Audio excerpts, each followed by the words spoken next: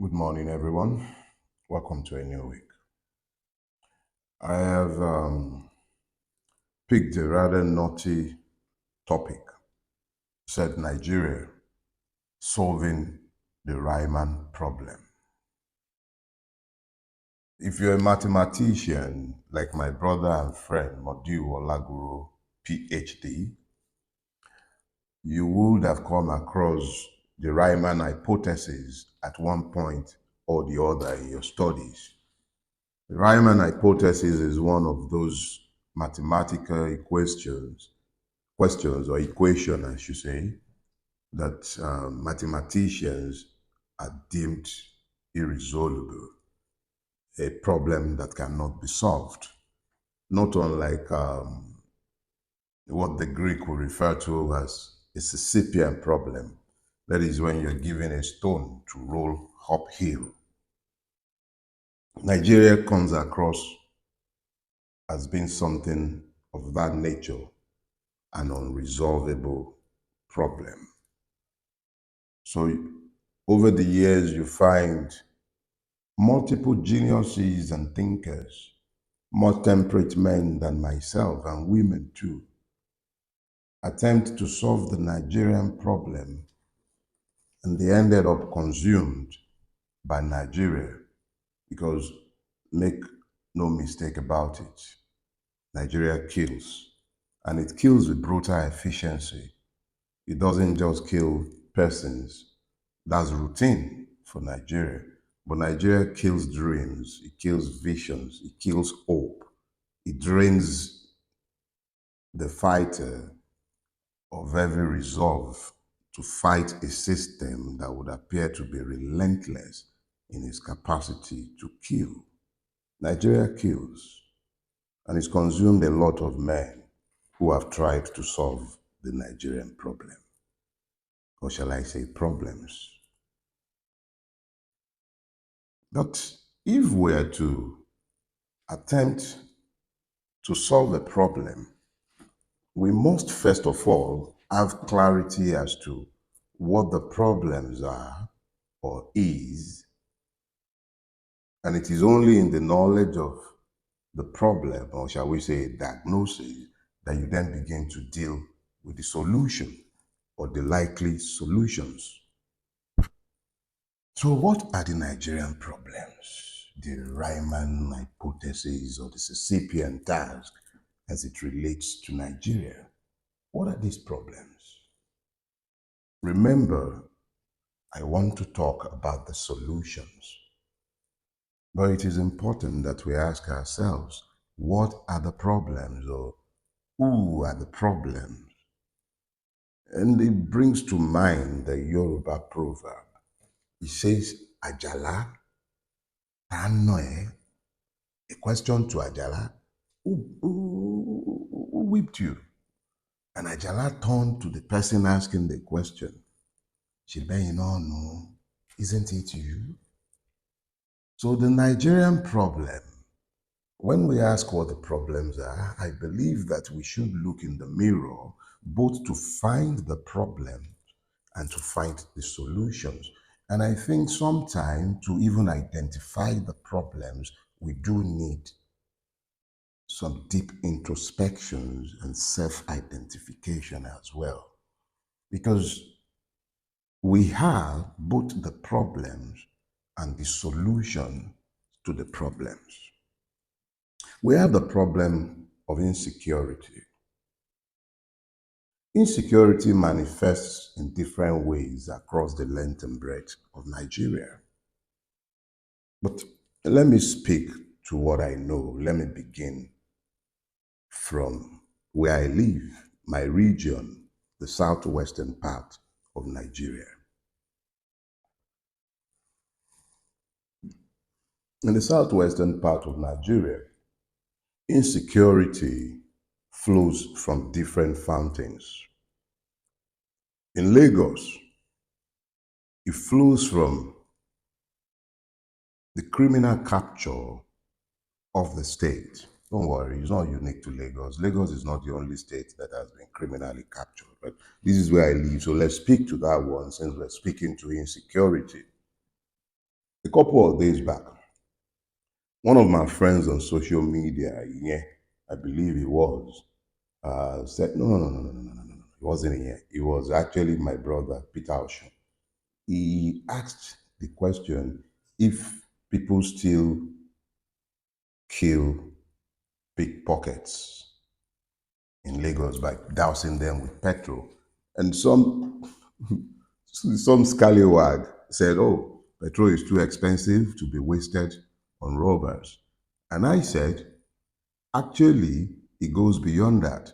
The boys who used to pickpocket in Lagos back in the days now work for the union, or they work for for Team Lagos, or they work for one of the many criminal gangs that are required to enforce the political will of those who have captured the state.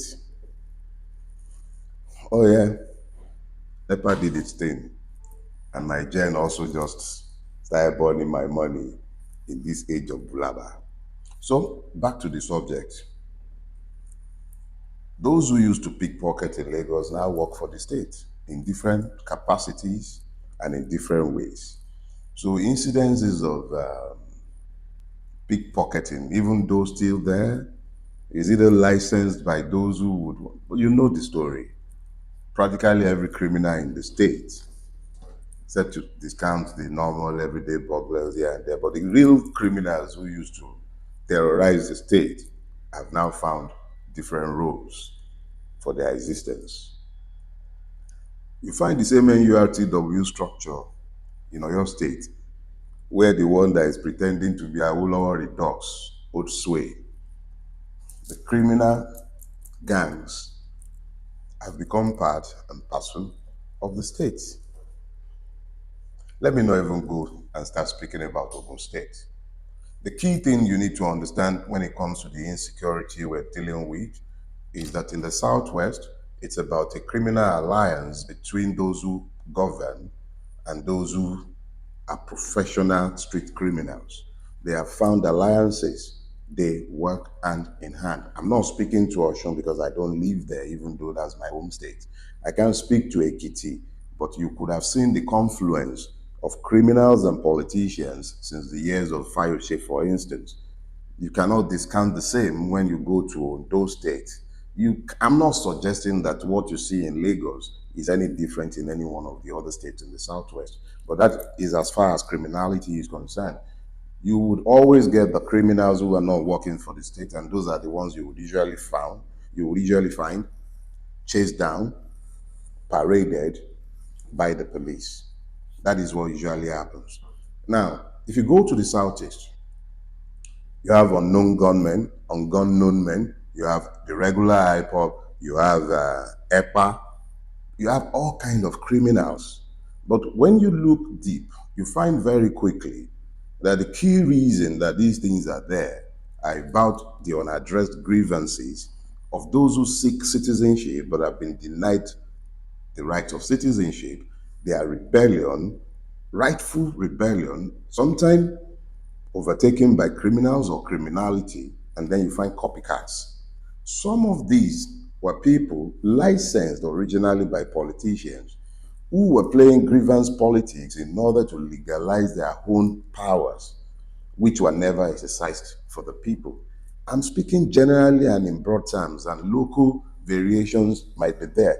But the key thing that you must understand about the violence and criminality in the Southeast is that it has its root in unresolved grievances, it has its roots in licensed militia by politicians who are seeking to control the street and thereby control the ballot and to control state power. Opposodima in Imo State. It's not by accident that you've got a person sat in the office of the governor who came fourth in an election,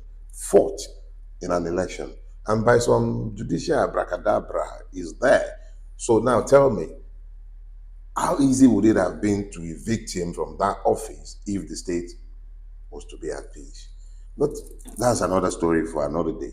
Look across the length and breadth of the Southeast. You find unresolved grievances, injustice, inequities, political brigandage, impunity being licensed.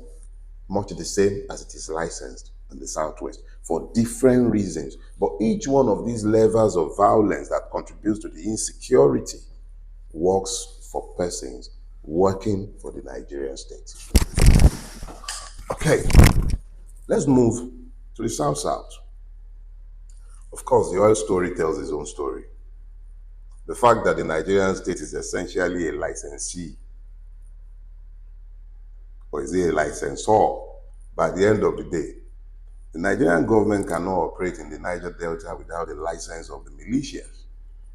You see these happening with the fact that it has taken a Tompolo to provide security for pipelines in the Niger Delta.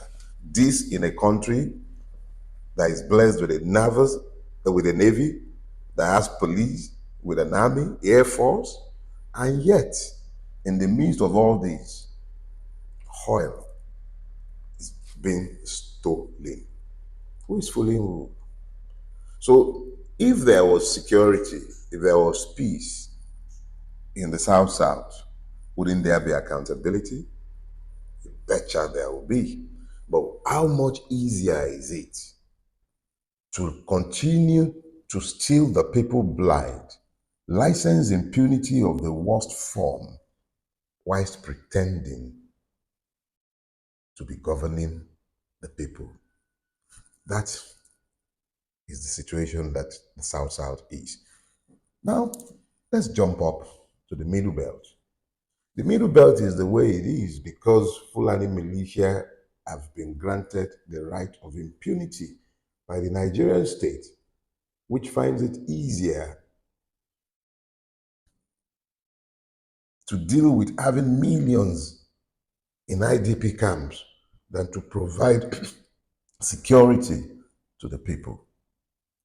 Fulani militia from all over the Sahel roaming around with AK-47, heavily armed, and we call it farmer headers clash. What clash? It's genocide. Call it what it is. So when we talk about insecurity, jump up to the northwest and the northeast, and actually a whole lot of the Middle Belt as well, is about mineral resources, gold, all kind of precious stones. Criminal gangs licensed by the state, running riot, displacing people of their ancestral land because of mining interest. Go and listen to Bello Galadanchi. He's had a lot to say about this, and he wouldn't be the first to say it. Some of us have also known this for a while. The main thing fueling banditry and Islamist terrorism in northern Nigeria are gemstones, gold. That's what it's all about. And the state is either found colluding. Go take a watch at what Bello Galadanchi had to say. A whole lot of people, David Odeyin has spoken at length about this one as well. You've got planes flying up and down the place with their transponders off, and our country is completely blind to who is flying in and who is flying out. But Bulaba and his goons will have me and you believing that they are bothered about illiterate protesters carrying Russian flags. Sometimes even the flag is not even looking Russian, but they know that in this why is Zamfara building an airport? Exactly what for? Go take a listen to Galadanchi. Go and read David's work. I have more than enough to deal with. But the insecurity you see in our country is not there by accident. It's because we are ignoring what is sat right on top of our noses. We are deliberately pretending not to see what we are seeing. Because if we are admitting to what we are seeing, then we know that the bandits are not spirits. Armed robbers are not spirits. Terrorists are not spirits. The fact that our government is colluding is no longer a secret. The fact that our state is almost completely compromised because of the inability of the law to rule in any sphere of our national life is also no longer exactly a secret. The next thing is ignorance. Ignorance is not knowing what is in your own enlightened selfish interest. It's not necessarily an inability to read, write. Once you are not able to tell what is in your enlightened, selfish interest, I'm not even saying that collective interest, but if it is enlightened, it is the collective selfish interest of the majority of a society that builds the society. The key thing is enlightened. Why are you looking to take more than you can eat when you can't keep anything beyond this life that you are living? Why? What for? Exactly what for? What for? So ignorance, I've seen professors, head pastors, head clerics, imams, Muslim clerics, sheikhs, speaking without enlightened selfish interest, focused on the here and now to the point where they are happy to cut down the trees that should provide food and shade for their children in the future simply because they are feeling less than one in the moment. Myopia. So once you are afflicted by myopia, mabuk, the ignorant, and then there is poverty. Look around the country. Poverty has been weaponized against our people. People have become completely existential. So you have religion and ethnic violence all over the country, found on poverty, found on ignorance. You've got social decay, hunger. Hunger. Hunger is real. I'm not talking about hunger on account of poverty. It used to be that however poor you are, you could still eat, but this is different. This is hunger that is deeper and much worse than poverty. This is hunger that makes a man eat grass, corn husk.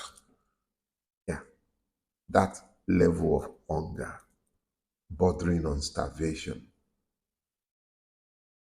It wouldn't be too long before we start seeing United Nations rations to keep people from having kwashiorkor at the rate that we are going. The country has suffered a complete collapse of its infrastructure, healthcare, education, our roads, the electricity. The Nigerian electric grid, national grid has collapsed more times, I dare to say, than even Bulaba. Bulaba has collapsed only once. National grid in the last year must have collapsed at least about 10 times. Instead of complaining about the collapsing grid, they're busy laughing and driving memes about Bulaba's collapse. Energy scarcity, no electricity, petrol has gone through the roof and you still won't find it. Our problems are endless. Our environment degraded, the hopelessness, the collapse of the state, the judicial system, everything suggests that we're in serious, deep problems. But on Thursday or Friday, I think, my friend Mazi the raconteur, he posted a picture of me. He said, "Truth teller." One of the many detractors came around and said, "Oh, he's telling us the problem all the time. All he talks about are the problems, like I just did for the last 22 minutes." But the problems bear repetition so that we might clearly understand the unsustainability of our current trajectories. But I have tried my best to adumbrate the issues as it relates to the problem, and I will round up as far as that is concerned by simply pointing out one obvious fact. Each and every one of the things that I've talked about for the last 20 odd minutes, they are actually fruits derived from a single tree. It is the tree of impunity. A country unanchored to law drifts in multiple directions and can never have citizens, can never have a democracy, and cannot, in truth, be called a sustainable nation or state. Now, we're done with all of these, but what is the solution? Aside from the obvious answer that we must find a way to anchor our country to the rule of law, I think it is actually quite disingenuous for those that are demanding solutions of me, because I have never shied away from offering the solution from the first moment of my intervention in the public space in Nigeria. The solution is very simple. Nigeria can only be saved by a revolution. A state whose institutions have been hijacked by criminals can no longer be saved by its own mechanisms. The judiciary is demonstrably captured. It has given more than enough evidence of its incapacity to be the last hope of the common man. That is clear. The police is as complicit as any one of us. The army is already compromised beyond. Once upon a time, it pretended to be the institution that could save Nigeria from itself. But frankly, has that institution saved itself from itself? I am not a believer in military intervention in democracies. Even as imperfect, defective, fraudulent as this democracy is, even as fraudulent as our constitution is, I am not interested in a band of armed men without, please. So what I'm trying to help you understand is that all the institutions of state that could have been depended upon, where are the council of elders? Which elders? Which elder are you actually going to call? The best of the lot is Obasanjo. And actually, let's ask ourselves, who is the architect of today's wahalas? You can't look any further than Aremu. So who is the elder? Babangida? Which elder do we have? Or is it the traditional rulers appointed by local government chairmen who are essentially underlings and crooks who work for the governors and their godfathers? Which traditional rulers? Which one? How many of them can be spoken of with any reference?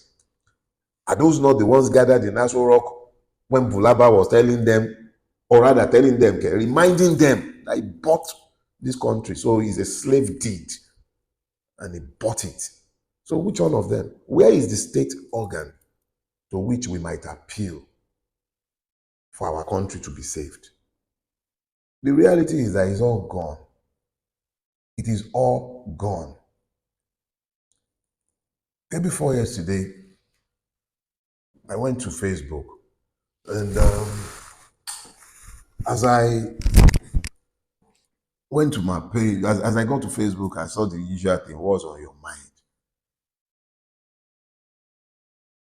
And I realized that the only thing on my mind is how to bring about a peaceful revolution in Nigeria. I am being careful to explain this to all of us. Nigeria is already in the grip of a violent cycle superintended by the government against the Nigerian people. It is almost as if those governing Nigeria, pyromaniacs, are interested in the country burning down so that they might reinvent it in order to avoid rendering account for their stealing and for their crimes against the Nigerian people. With each successive ruiner of Nigeria, the evil becomes even more widespread and egregious, and nobody is held accountable for the previous one. 16 years, PDP assailed this country, stole and stole and stole, and after 16 years, on the back of a fraudulent agenda for change that they never explained to the people, and that all of you idiots demanding that I offer you solution today did not listen when I was warning you. Do not die in their war. These people, nothing will change. They will change nothing. It's the same people. Even the ones that call themselves the most conscious layers were fooled. I did everything I could to warn you. These ones are worse than the ones they are looking to replace. Did you listen? No. You all voted Buhari, a man who left office for 30 years. He didn't pick up a certificate. He didn't write a single book. His celibate bulls did not even pretend to multiply the barren cows. So what are you doing? You went ahead and voted for that one, surrounded by all kinds of crooks, even if you believed him to have been a saint. What about all the crooks that were surrounding him? But no, he was the saint of Dora. Look at where we are now. That one came, he committed worse crimes than the PDP.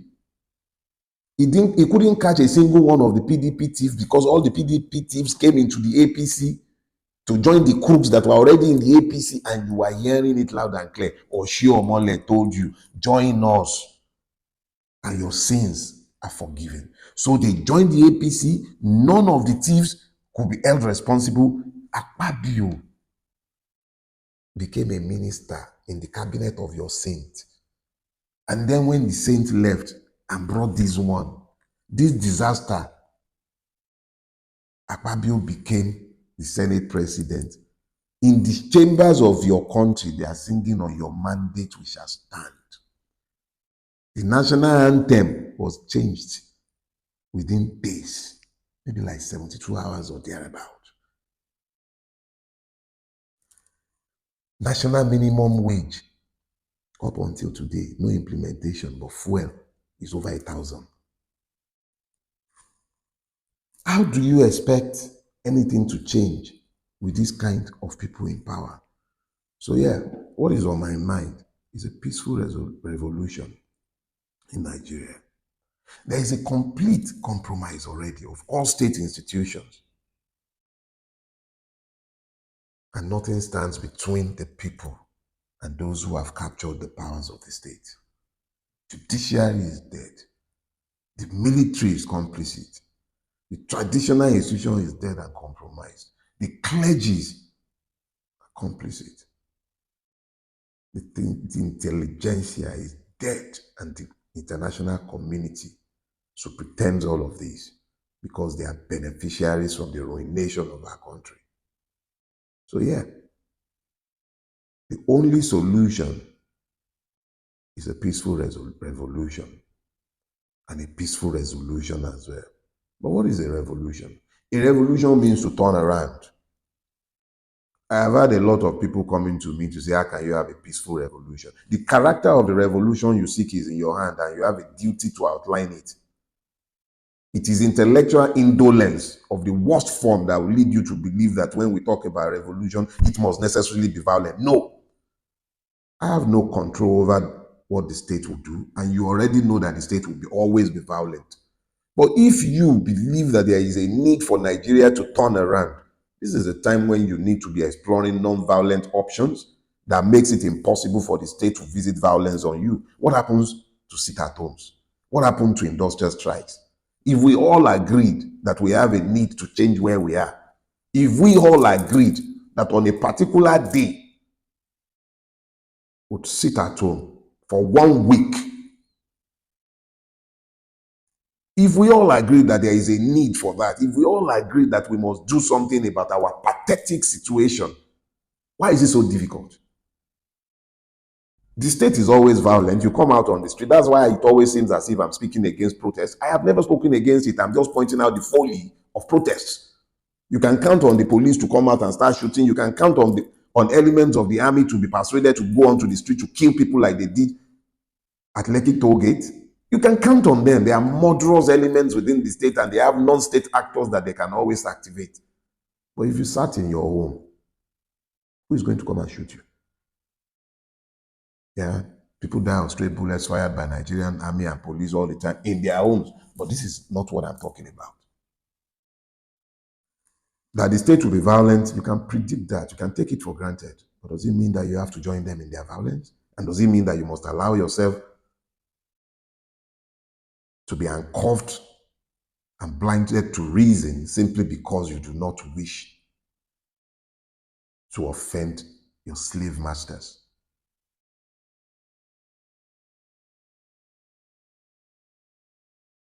What happened to the NLC? Are their members buying from different markets?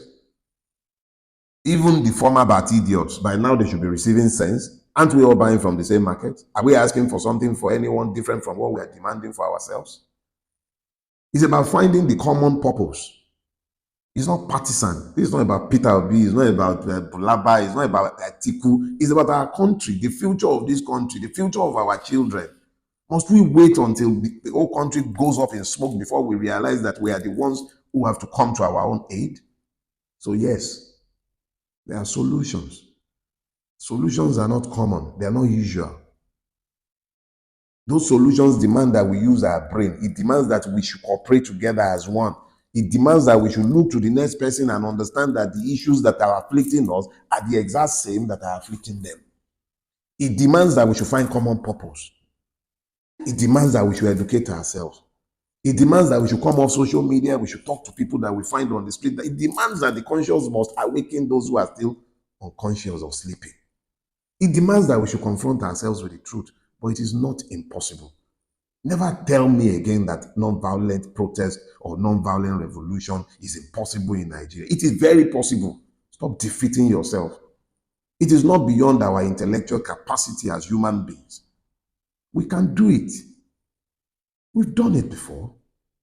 During the June 12th struggle, we did it. We spoke to ourselves across the length and breadth of this country. Yes, there were divisions. You're never going to get 100%. All you ever require is a critical mass. Isn't there a critical mass of people with enough brains in this country to understand the need to find common purpose? Does the need to self-preserve not inform us that we must do something before this ship sinks completely because it's already taking in water? What more do you need before you are persuaded of the need for drastic, radical action? Violence pays the system. It plays into their hands. Eschew violence, but be firm in declaring your rights as human beings and find common purpose with your neighbors. All this is Igbo, is Yoruba, is Hausa, is Fulani, is Ijo. Who is the person in Nigeria who is not suffering from the same thing that is afflicting all of us? Is there a tribe immune to hunger? Is there any immune to impunity? Is there any religion that is not feeling the bite of insecurity? Terrorists are going into mosques, killing people. You call them Islamic terrorists. Can't you use your brain? They kill Christians, they kill Muslims. They are just bandits looking to enforce the will of their masters who are mining. They murder in broad daylight and the police do nothing. It's all across the country. The issues that you need to understand is that we have a duty to inform ourselves. We have the duty to challenge ourselves with the truth. We have the duty to educate ourselves about the issues. And then we have a sacred duty to mobilize ourselves around common purposes. How many Bangladeshi did you see carrying guns before they successfully executed their revolution? How many Kenyans did you find carrying guns? The ones hauling stones, I saw them, and you can never rule out the extreme elements, and I have no condemnation for anyone who is fighting against oppression. But at the end of the day, it is always the state that resorts to violence when it has lost the legitimacy to rule, something this government has never had. No legitimacy to rule. And it's not just about rigging election, it's about the foundation of the state itself. The fraudulent constitution of 1999, which declares that we, the people, which people? Which people? Where? But that is not the issue for today. The key thing is we must move beyond the mental block that tells us that we cannot have a revolution because the revolution is violent. The revolution does not have to be violent. And even for the students of revolution or those who declare themselves revolutionaries without any understanding of revolutionary thinking, maybe you should go Google the word Mensheviks Perhaps it'll teach you a thing or two. Not everyone with revolutionary idea believes in violence and have to believe in violence. There is always another way. Violence plays into the hands of the state. Organize yourselves properly. Find the common purpose. How many are they? How many are we? And are they the enforcers of the will of the oppressors, not buying from the same market as you and me? Are their children properly mobilized, not going to be part and parcel of any movement for change? Are they themselves not Nigerians? Aside from the upper echelon of the security forces who are living as pashas, why is the enforcers of the rules, the privates, the sergeants, the corporals are living in abject poverty and penury? Please, let's be clear.